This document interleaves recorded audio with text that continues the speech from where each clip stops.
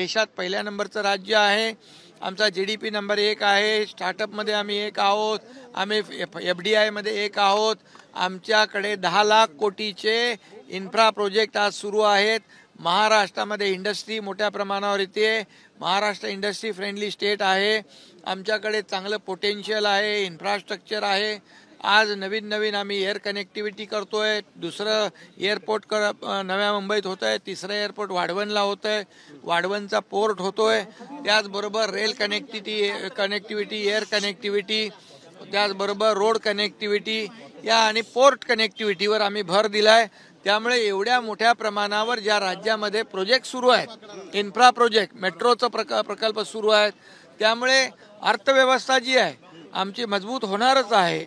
आणि नीती आयोगाच्या म्हणण्याप्रमाणे $1 ट्रिलियन तर पूर्ण राज्याची नाही, $1.5 ट्रिलियन फक्त मुंबई MMR मध्ये पोटेन्शियल आहे। त्यामुळे लाडक्या बहिणींच्या आशीर्वादाने आमचं सरकार पण आलंय, लँडस्लाईड मॅन्डेट पण मिळाले। त्यामुळे आम्ही जे बोललेलो आहे, ज्या घोषणा केलेल्या आहेत, या आम्ही टप्प्याटप्प्याने पूर्ण करणार आणि राज्याची अर्थव्यवस्था देखील लवकरच सुधरेल आणि चांगली परिस्थिती निर्माण होईल, मजबूत, आणि लाडक्या बहिणींना देखील ज्या